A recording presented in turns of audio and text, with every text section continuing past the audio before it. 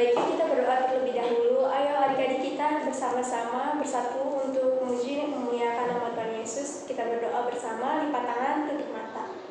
Allah Bapa yang berada di dalam kerajaan surga, terima kasih Bapa atas berkat dan penyertaan Bapa pada pagi hari ini Bapa. Kami ingin memuji dan memuliakan nama-Mu Bapa lewat ibadah online Bapa. Walaupun lewat ibadah online Bapa, kiranya semangat kami tidak berkurang dan kami tetap berfokus untuk memuji dan memuliakan nama-Mu Bapa. Terima kasih Bapa. Berkatilah ibadah ini Bapa dari awal pertengahan hingga akhirnya. Terima kasih Bapa, dalam nama Tuhan Yesus kami mengucap syukur. Haleluya. Amin. Hai adik-adik, kita mulai lagu pembuka yang kedua ya. Lagunya nyanyikan dengan penuh semangat. Judulnya Jalan Serta Yesus. Dengan penuh semangat ya adik-adik.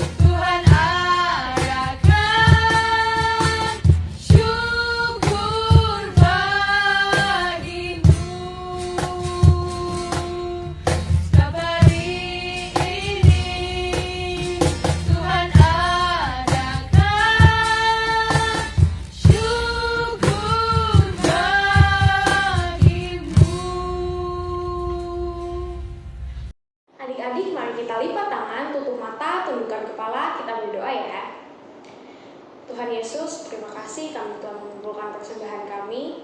Terimalah persembahan kami ini sebagai ucapan syukur dari berkat-Mu yang tak pernah habis kepada kami. Terima kasih Tuhan Yesus, dalam nama Tuhan Yesus kami sudah berdoa dan mengucap syukur. Haleluya, amin. Nah adik-adik, sebentar lagi kita akan mendengarkan firman Tuhan. Disiapkan dulu ya Alkitabnya. Sebelum itu mari kita nyanyikan lagu Firman-Mu Pelita Bagi Kakiku.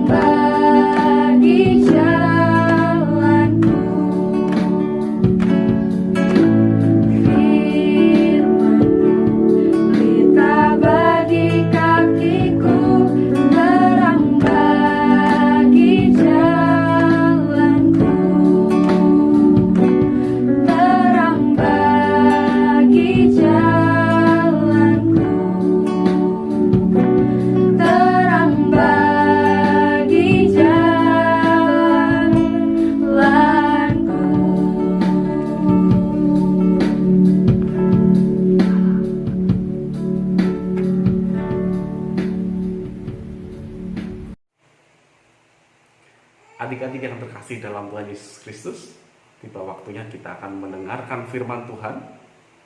Kita akan belajar bersama-sama pada hari ini, tapi sebelumnya mari kita bersatu di dalam doa.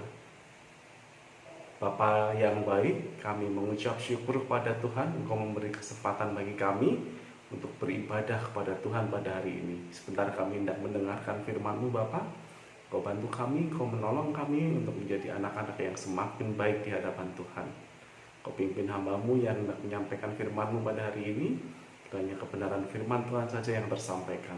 Terima kasih Bapa, di dalam nama Tuhan Yesus kami berdoa. Amin. Ya, adik-adik yang terkasih di dalam Tuhan Yesus Kristus, firman Tuhan yang akan kita pelajari bersama-sama pada hari ini diambil dari Injil Markus 5. Injil Markus 5 pasal yang kelima ayat yang ke-21 sampai dengan 43. Markus 5 ayat 21 sampai 43. Nanti adik-adik bisa membacanya sendiri setelah sekolah minggu ini selesai. Diceritakan di situ adik-adik ada seorang bapak yang bernama Bapak Yairus. Siapa Bapak Yairus ini? Bapak Yairus ini adalah seorang kepala rumah ibadat agama Yahudi. Seorang kepala rumah ibadat agama Yahudi pada saat itu merupakan kedudukan atau jabatan yang cukup tinggi, sangat penting. Orangnya berarti orang yang penting adik-adik. Nah, sebagai orang yang punya jabatan yang tinggi, akan sulit bagi seseorang tersebut untuk merendahkan diri. Diceritakan dari Markus 5 ayat 21 sampai 43 itu, Tuhan Yesus menyeberang di sebuah danau. Begitu sampai ke tepi danau, kemudian berbondong-bondonglah orang menemui Tuhan Yesus. Banyak orang menemui Tuhan Yesus pada saat itu. Datang juga Bapak Yairus tadi adik-adik. Bapak Yairus yang seorang kepala rumah ibadat agama Yahudi tadi datang juga kepada Tuhan Yesus. Nah adik-adik, Bapak Yairus ini memiliki seorang anak perempuan sedang sakit adik-adik. Sakitnya sakit parah. mungkin sudah dicoba diobati, dibawa ke tabib, dibawa ke, kalau saat ini namanya mungkin rumah sakit begitu ya, tapi tidak sembuh, bahkan semakin parah sakitnya. Bapak Yairus mendengar bahwa ada seseorang yang bernama Yesus yang bisa melakukan banyak sekali mujizat, bisa menyembuhkan orang sakit, bahkan orang sakit yang sulit untuk disembuhkan oleh Tuhan Yesus. Tidak hanya itu, Tuhan Yesus juga bisa mengusir roh-roh jahat, melakukan banyak sekali mujizat. Itu yang Bapak Yairus dengar, adik-adik. Kemudian Bapak Yairus kembali memiliki harapan untuk kesembuhan bagi anak perempuannya tersebut. Nah, mendengar bahwa Bapak Yairus berada tidak jauh dari rumahnya, Bapak Yairus datang kepada Tuhan Yesus, datang pada seseorang yang bernama Yesus itu tadi. Kemudian ketika Bapak Yairus bertemu dengan Tuhan Yesus, maka tersungkurlah dia di kaki Tuhan Yesus. Tersungkurlah dia di kaki Yesus. Dan kemudian Bapak Yairus memohon dengan sangat kepada Tuhan Yesus. Memohon dengan sangat kepada Yesus. Bapak Yairus berkata kepada Tuhan Yesus, "Anakku perempuan sedang sakit, hampir mati. Datanglah kiranya, letakkanlah tanganmu atasnya, supaya ia selamat dan tetap hidup." Tuhan Yesus berbelas kasihan adik-adik pada Bapak Yairus ini. Dan Tuhan Yesus juga melihat bahwa Bapak Yairus ini imannya sangat kuat.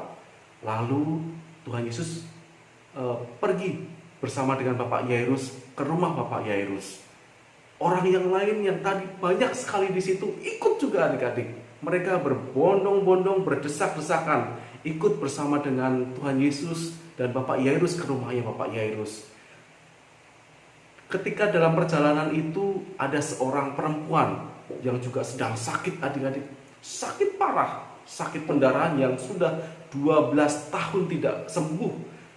Perempuan tadi sudah menghabiskan harta bendanya untuk berobat, untuk menyembuhkan penyakitnya. Tapi tetap meskipun hartanya sudah habis adik-adik, tetap dia tidak bisa sembuh. Dalam keputusasaannya, perempuan tadi juga mendengar tentang ada seseorang yang bernama Yesus yang bisa melakukan mujizat, bisa menyembuhkan sakit penyakit, mengusir roh-roh jahat, dan banyak sekali melakukan hal-hal yang ajaib. Perempuan tadi berpikir adik-adik, seandainya aku jamah jubahnya saja, seandainya aku pegang jubahnya, pasti aku akan sembuh. Nah adik-adik, perempuan tadi karena Tuhan Yesus dikelilingi oleh orang banyak berdesak-desakan, benar, dia menjamah jubah Tuhan Yesus. Saat itu juga dia merasakan bahwa wah, sudah sembuh penyakitnya, badannya sudah kembali pulih, sudah tidak merasakan lagi sakit penyakit. Ketika itu juga Tuhan Yesus mengetahui bahwa ada seseorang yang menjamah jubahnya, karena ada sesuatu yang keluar dari diri Tuhan Yesus. Kemudian Tuhan Yesus berhenti saat itu dan bertanya kepada orang-orang di situ, "Siapa yang menjamah jubahku?" Tuhan Yesus bertanya seperti itu, dan murid-muridnya heran adik-adik ketika Tuhan Yesus bertanya seperti itu, karena banyak orang di situ yang berdesak-desakan. Pasti banyak orang yang menjamah Tuhan Yesus, yang barangkali tidak sengaja menjamah jubahnya. Tapi saat itu Tuhan Yesus bertanya kepada murid-muridnya dan orang-orang yang ada di situ, "Siapa yang menjamah jubahku?" Heran mereka adik-adik, kenapa Tuhan Yesus bertanya seperti itu? Adik-adik yang terkasih dalam Tuhan Yesus, saat itu kemudian melihat siapa yang telah melakukannya, dan perempuan itu yang tadi menjamah jubahnya Tuhan Yesus menjadi takut adik-adik. Wah, ketahuan ini, begitu kan ya. Nah, kok bisa Tuhan Yesus tahu bahwa aku menjamah jubahnya? Dan kemudian saat itu perempuan tadi yang tadi sakit dan kemudian menjadi sembuh tadi menceritakan apa yang terjadi, menceritakan bahwa dia sudah pernah sakit selama 12 tahun tidak sembuh-sembuh, dan ketika dia menjamah jubah Tuhan Yesus, maka sembuhlah dia.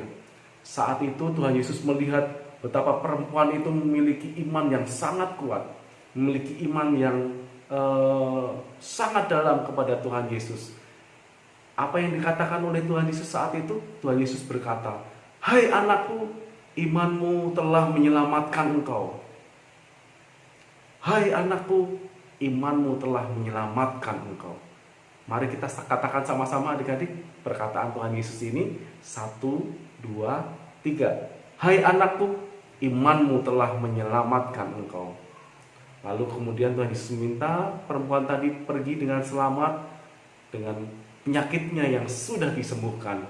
Nah, ketika Tuhan Yesus sedang berkata-kata, sedang masih berbicara seperti itu tadi, begitu ya, kepada orang-orang di situ, maka datanglah orang dari keluarganya Bapak Yairus tadi adik-adik, menemui Tuhan Yesus dan menemui Bapak Yairus. Kemudian keluarga Bapak Yairus tadi berkata bahwa menyampaikan kabar bahwa anaknya Bapak Yairus sudah mati. Wah, ternyata mereka sudah terlambat adik-adik. Begitu pikirnya. Nah, lalu Tuhan Yesus apakah tidak jadi pergi ke rumahnya Bapak Yairus? Tidak adik-adik. Saat itu Tuhan Yesus tidak menghiraukan perkataan tersebut. Dia tetap mau pergi ke rumahnya Bapak Yairus. Di situ Tuhan Yesus berkata satu perkataan juga yang sangat penting yang kita akan pelajari hari ini. Tuhan Yesus mengatakan seperti ini kepada Bapak Yairus, jangan takut, percaya saja. Jangan takut, percaya saja. Kita ulang bersama-sama adik-adik. 1, 2, 3. Jangan takut, percaya saja. Lalu Tuhan Yesus tidak memperbolehkan tadi orang yang berbondong-bondong tadi ikut serta menuju ke rumahnya Bapak Yairus. Tuhan Yesus hanya mengajak Petrus, Yakobus, dan Yohanes untuk ke rumahnya Bapak Yairus. Nah, sesampainya di rumahnya Bapak Yairus adik-adik, apa yang mereka lihat, apa yang Tuhan Yesus lihat dan Bapak Yairus lihat, di situ banyak ternyata orang yang ribut adik-adik. Ribut karena apa? Karena menangis dan meratap dengan suara yang sangat nyaring saat itu. Kenapa mereka menangis dan meratap adik-adik? Mereka meratapi dan menangisi anak perempuan Bapak Yairus tadi yang sudah meninggal adik-adik, yang sudah mati. Lalu Tuhan Yesus masuk ke dalam rumah itu dan berkata kepada orang-orang itu tadi, mengapa kamu ribut dan menangis? Anak ini tidak mati, tetapi tidur. Adik-adik, setelah Tuhan Yesus berkata seperti itu, apakah orang-orang di situ langsung percaya? Ternyata tidak adik-adik. Justru sebaliknya, mereka menertawakan Tuhan Yesus. Selanjutnya diusirlah semua orang itu, lalu dibawanya Bapak Yairus tadi beserta istrinya masuk bersama-sama dengan Tuhan Yesus, masuk ke dalam kamar anak itu tadi. Sesampainya di dalam kamar, si anak perempuan Bapak Yairus tadi berbaring adik-adik dan tidak bergerak. Di situ ternyata anak perempuan dari Bapak Yairus tadi memang sebenarnya sudah mati adik-adik, sudah dalam keadaan yang meninggal. Lalu Tuhan Yesus memegang tangan anak itu dan Tuhan Yesus berkata, Talitaku, yang berarti, hai anak, aku berkata kepadamu, bangunlah. Sesudah Tuhan Yesus berkata seperti itu, lalu apa yang terjadi adik-adik? Seketika itu juga bangunlah anak perempuan Bapak Yairus itu. Tidak hanya bangun, dia juga berdiri dan berjalan. Umur anak perempuan Bapak Yairus pada saat itu adalah 12 tahun adik-adik. Jadi wajar kalau sudah bisa berjalan ya. Semua orang yang hadir saat itu takjub adik-adik. Heran. Mereka melihat sesuatu yang luar biasa. Mukjizat terjadi pada saat itu. Anak yang tadinya sudah mati, sudah meninggal, hidup kembali. Di situ Tuhan Yesus berpesan kepada mereka supaya jangan seorang pun mengetahui hal itu. Tuhan Yesus selalu meminta Bapak Yairus memberi makan pada anak yang sudah hidup kembali itu tadi. Nah, adik-adik yang terkasih di dalam Tuhan Yesus Kristus, hari ini kita belajar setidaknya dari 2 orang tokoh, Bapak Yairus dan juga perempuan yang sakit dan disembuhkan. Mereka mempunyai iman yang sangat kuat, memiliki iman yang dalam, Mereka sangat percaya bahwa Tuhan Yesus bisa menyembuhkan penyakit. Tuhan Yesus bisa menyembuhkan sakit penyakit yang diderita oleh anak Bapak Yairus dan juga perempuan yang sudah selama 12 tahun sakit pendarahan tadi. Mereka sangat percaya Tuhan Yesus bisa melakukan mujizat. Iman mereka itu tadi, kepercayaan mereka itu tadi yang kemudian menjadikan mujizat terjadi, adik-adik. Anak Bapak Yairus yang tadinya sakit bahkan sampai meninggal kemudian bisa sembuh kembali, bisa selamat. Si perempuan yang sudah 12 tahun sakit pendarahan tadi sudah menghabiskan harta bendanya untuk berobat, untuk datang kepada tabib-tabib pada saat itu, akhirnya juga bisa disembuhkan hanya dengan menjamah jubah Tuhan Yesus. Di situ kita belajar, adik-adik, seperti Bapak Yairus dan juga si perempuan tadi, kita juga bisa mengalami mujizat Tuhan. Asal satu, adik-adik, yang di situ perlu kita lakukan adalah kita harus beriman dan percaya kepada Tuhan Yesus. Yang kedua, kita bisa mempelajari bahwa kita memiliki Tuhan yang luar biasa. Tuhan yang sangat mengasihi anak-anaknya. Seperti Bapak Yairus sangat mengasihi anak perempuannya, demikian juga Tuhan kita, Tuhan Yesus Kristus yang sangat mengasihi kita. Kita memiliki Tuhan yang bisa melakukan sesuatu yang ajaib di dalam kehidupan kita. Permasalahan-permasalahan yang kita hadapi, segala sesuatu yang sulit yang kita hadapi, Tuhan Yesus tidak membiarkan kita untuk menyelesaikannya sendirian. Tuhan Yesus bersama-sama dengan kita. Tapi adik-adik, satu hal yang juga mesti kita ingat, kita harus ingat selalu bahwa yang terbaik menurut kita belum tentu itu yang terbaik juga menurut Tuhan Yesus. Yang kita rencanakan juga belum tentu rencananya sama yang Tuhan Yesus rencanakan bagi kita, anak-anaknya yang sangat dikasihinya. Kita percaya saja, adik-adik, bahwa rencana Tuhan adalah rencana yang terbaik bagi kita. Bahwa Tuhan tahu, paling tahu apa yang terbaik bagi kita. Karena itu, yang menjadi bagian kita saat ini, kita beriman dan percaya saja kepada Tuhan Yesus. Seperti Bapak Yairus dan juga perempuan yang sudah disembuhkan oleh Tuhan Yesus tadi, iman itu, percaya itulah yang akan membawa keselamatan kepada kita, yang akan menggenapi rencana Tuhan yang terbaik di dalam kehidupan kita. Sekian firman Tuhan yang kita pelajari pada hari ini. Tuhan Yesus memberkati kita semuanya. Amin. Kita bersatu di dalam doa, adik-adik. Mari kita berdoa. Bapa yang baik, kami mengucap syukur pada Tuhan karena pada hari ini Tuhan membawa kami bersama-sama untuk belajar dari hamba-Mu, Bapak Yairus, dan juga seorang perempuan yang sudah Tuhan sembuhkan dari sakitnya. Kiranya kami juga memiliki iman dan percaya penuh kepada Tuhan bahwa Tuhan akan menggenapi rencana Tuhan yang terbaik di dalam kehidupan kami. Tuhan tidak pernah meninggalkan kami.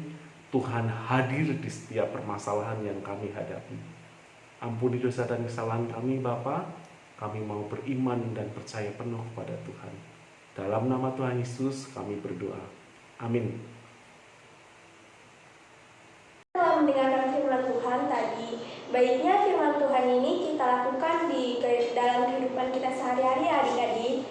Setelah firman barusan, kita akan mengangkat satu pujian yang judulnya Yesus Sayang Padaku. Dengan semangat ya, adik-adik.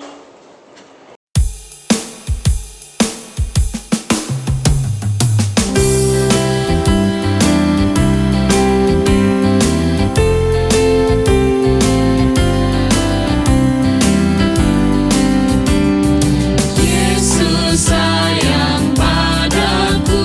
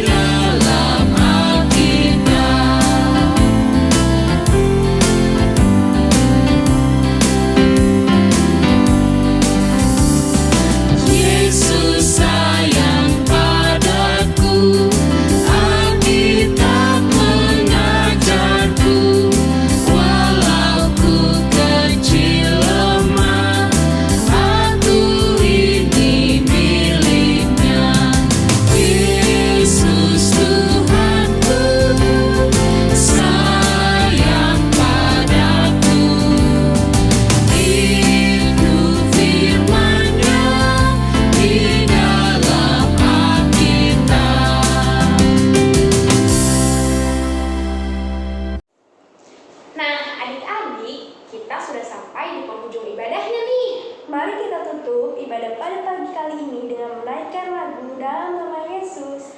Yuk adik-adik dengan penuh semangat dan sukacita. Teman-teman, mari kita berdoa. Tuhan Yesus, sekarang kami sudah selesai ibadah. Ya Tuhan, terima kasih karena Engkau telah membimbing kami dalam ibadah kami pada hari Minggu ini. Terima kasih Tuhan, amin.